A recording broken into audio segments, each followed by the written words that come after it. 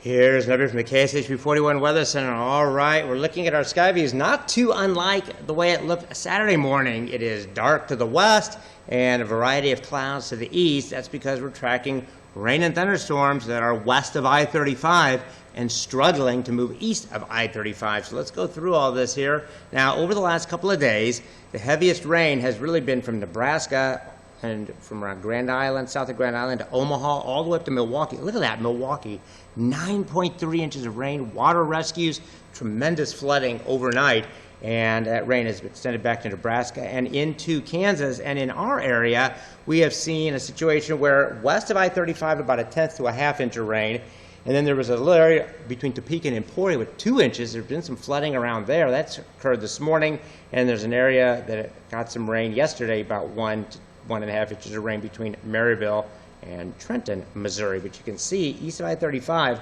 not much to track. So as we look at radar from this morning, you see a whole area of rain and thunderstorms to our west, and you can see a wave there in northern Kansas. It's taking off to the north as the thunderstorms continue to move east. However, the individual cells are moving northeast at about 30 miles an hour, but the whole area is just drifting to the east, and as it drifts to the east, it's weakening.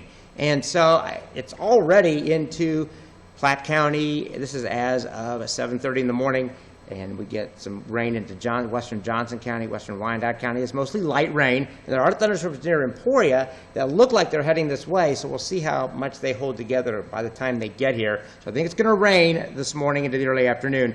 Not expecting severe weather or flash flooding with these because they're in a weakening phase. And so as we take a look at the bigger radar, you can see it goes all the way up into Wisconsin, and there are more thunderstorms approaching Milwaukee. Unbelievable what happened there last night. And then as we zoom in closer to us, you can see how the rain has been moving east slowly and weakening as it does.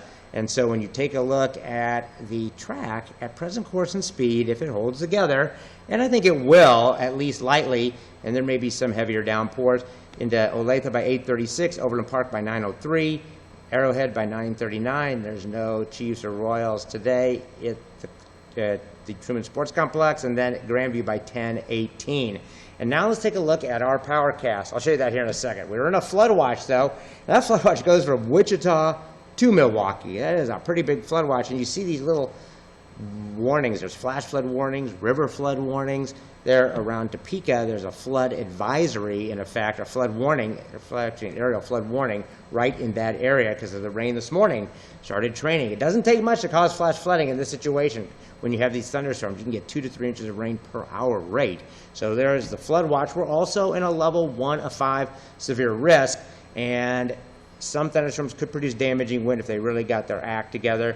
The better chances out in eastern Colorado and western Kansas. Now, let's take a look at our Powercast, and you can see by noon, it pretty much shows what we're kind of dealing with here. I think this is some new data, so it'll be interesting to see. I haven't seen it yet because that looks a little different to me. So at noon, you see some scattered showers around, and there at 3 p.m., they're definitely lingering, but mostly not much rain.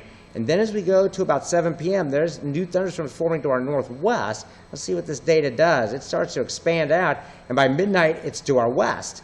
And there we go. It stays to our west. By 4 in the morning, it's mostly west and north. The data just prior to this had it more over us. So between 4 and 7 a.m., it moves through, but it weakens. And then by noon or so, just a few showers and thunderstorms around. And now this has a new area coming in at about 9 or 10 o'clock tomorrow night.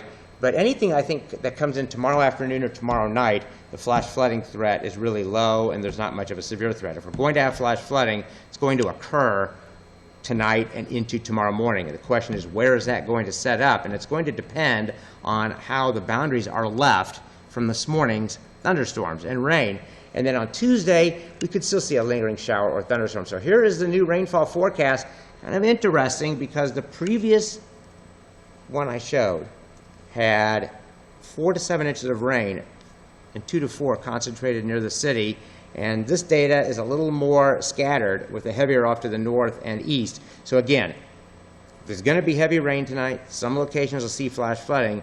But the key takeaway as of here Sunday morning, the heaviest areas are yet to be determined. It's just very difficult to tell how it's all going to evolve. So the forecast.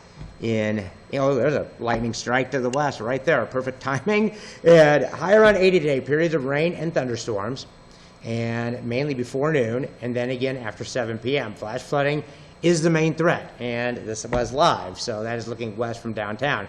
The thunderstorms I just showed you. Then tonight, we do have periods of rain and thunderstorms. The threats are flash flooding, maybe a little damaging wind on some of the thunderstorms. The heaviest areas are yet to be determined. Again, we probably won't know that till this evening to see how it's all really setting up. It's going to set up. The question is just exactly where. Again, like in July, we had situations overnight where some areas got 5-10 inches of rain, other areas got a ½ inch, and that's kind of what we're dealing with tonight. And then tomorrow, rain and thunderstorms in the morning, then kind of scattered showers and thunderstorms tomorrow afternoon, and tomorrow night flash flooding is still possible. On the Super 10-day forecast, Tuesday and Wednesday, a few thunderstorms may linger, but it goes back to the steam bath and the out-of-control humidity for the end of the week and into the early part of the weekend before another chance of thunderstorms arrives. Have a great rest of your weekend. Stay safe. Stay healthy. Remember, turn around, don't drown, and stay with KSHB 41. We'll keep you advised.